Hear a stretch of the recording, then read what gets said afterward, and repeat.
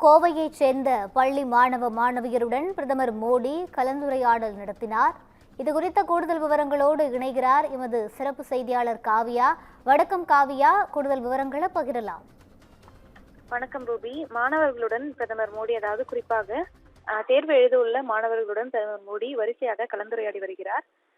முன்னதாக நேற்று பரீட்சா பே சர்ச்சா நிகழ்ச்சியின் இரண்டாவது பகுதியில் பிரதமர் மோடி நேற்று பேசினார். கோயம்புத்தூர், ராய்ப்பூர், கவுஹாத்தி மற்றும் குஜராத்தில் வீடியோ கான்பரன்ஸ் மூலம் இந்த கலந்துரையாடலானது நடைபெற்றது. அப்போது குழந்தைகள் மொபைல் போன் அல்லது தொலைக்காட்சி இல்லாமல் சாப்பிடக்கூட முடியாத நிலையில் அந்த சாதனங்கள் அவர்களுக்கு எஜமானராகி விட்டதாகவும், இதன் பொருள் நீங்கள் மொபைல்களுக்கு அடிமையாக்கி விடாதீர்கள், தொழில்நுட்பம் உங்களை அடிமைப்படுத்த அனுமதிக்க மாட்டீர்கள் என்று நீங்கள் ஒரு உறுதியான தீர்மானத்தை எடுக்க வேண்டும் எனவும் அவர் தெரிவித்திருந்தார். நேற்று கோயம்புத்தூர் உள்ளிட்ட நகரங்களைச் சேர்ந்த மாணவர்களுடன் வீடியோ கான்பரன்ஸ் மூலம் பிரதமர் மோடி உரையாற்றிய நிலையில் தற்போது கோவை மாணவர்களுடன் அவர் நேரடியாகவே உரையாற்றியிருக்கிறார். டெல்லியில் நடந்த இந்த உரையாடல் நிகழ்ச்சியில் கோவையைச் சேர்ந்த தேர்வெழுதும் மாணவர்கள் பலர் பங்கேற்றனர்.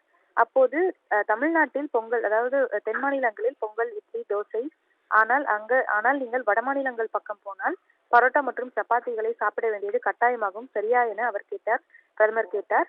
அதே போன்று பல ஆண்டுகளாக பரீட்சா பே சர்ச்சா நிகழ்ச்சியின் மூலம் 10 மற்றும் 12ஆம் வகுப்பு மாணவர்களுடன் தொடர்ந்து கலந்துரையாடி வருவதாகவும் அவர் தெரிவித்திருந்தார். பாட புத்தகத்தில் உள்ள அனைத்தையும் கட்டாயம் படிக்க வேண்டும், தேர்வுகள் குறித்து உங்கள் வீட்டில் விவாதிக்க வேண்டும் எனவும் அவர் மாணவர்களிடம் வலியுறுத்தினார். தொடர்ந்து ஆசிரியர்களுடனும் விவாதிக்க வேண்டும். இந்த கலந்துரையாடல் நிகழ்ச்சியின் மூலம் நானும் சில விஷயங்களை கற்றுக்கொள்கிறேன் எனவும் அவர் கூறினார். ஆகவே தன்னை பொறுத்தவரை இது தானும் கற்றுக்கொள்ளும் நிகழ்ச்சிதான், நிச்சயமாக இது கற்பிக்கும் நிகழ்ச்சி அல்ல எனவும் பிரதமர் மோடி கூறினார். அதனால் நான் இன்று தமிழ்நாட்டைச் சேர்ந்த இளைஞர்களை சந்தித்து பேசுகிறேன், அதாவது மாணவர்களை சந்தித்து பேசுகிறேன், ஏனெனில் அவர்களிடம் இருந்து நான் கற்றுக்கொள்ள விரும்புகிறேன் என அவர் கூறினார். உங்களில் யாராவது ஏதேனும் பகிர்ந்து கொள்ள ஆசைப்பட்டால் அதனை கேட்க தயாராக இருக்கிறேன் அவர் கேட்டார். அப்போது தொடர்ந்து ஸ்டார்ட் அப் நிறுவனம் தொடர்பாக ஒரு சில மாணவர்கள் அவரிடம் கேள்வி எழுப்பினர். அப்போது உங்களுடைய எண்ணம் முழுக்க சரியானது. இன்றைய காலகட்டத்தில் இளைஞர்களை சந்திக்கும் போது அவர்கள் உடனடியாக ஸ்டார்ட் அப் குறித்து பேசுகிறார்கள் என பிரதமர் மோடி கூறினார். நீங்கள் என்னவாக வேண்டும் என்பதில் கவனம் செலுத்த வேண்டும். சில ஸ்டார்ட் அப் நிறுவனங்கள் முழுக்க தொழில்நுட்பத்தில் புத்தாக்கங்களை உருவாக்க விரும்புகிறார்கள் எனவும் அவர் கூறினார். ஒரு சிலர் ட்ரோனை உருவாக்க விரும்புகிறார்கள், மற்றவர்கள் தங்கள் இல்லங்களில் சிறந்த மின்சார வசதியை உருவாக்க விரும்புகிறார்கள் எனவும் அவர் கூறினார். உங்களில் நண்பர்களில் ஒரு சிலர் தொழில்நுட்பத்தில் நிபுணத்துவம் பெற்றிருப்பார்கள் எனவும் பிரதமர் மோடி தெரிவித்தார். சிலர் நிதியை கையாளுவதில் தேர்ந்தவர்களாக இருப்பார்கள்.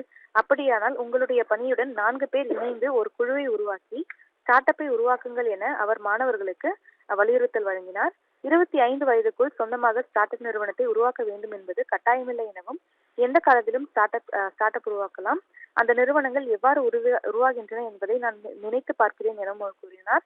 தொடர்ந்து இளமை காலத்தில் அவர் அந்த ஸ்டார்ட் அப் நிறுவனம் தொடர்பாக தனக்கு கிடைத்த அனுபவங்களை மாணவர்களுடன் பிரதமர் மோடி பகிர்ந்து கொண்டதும் குறிப்பிடத்தக்கது.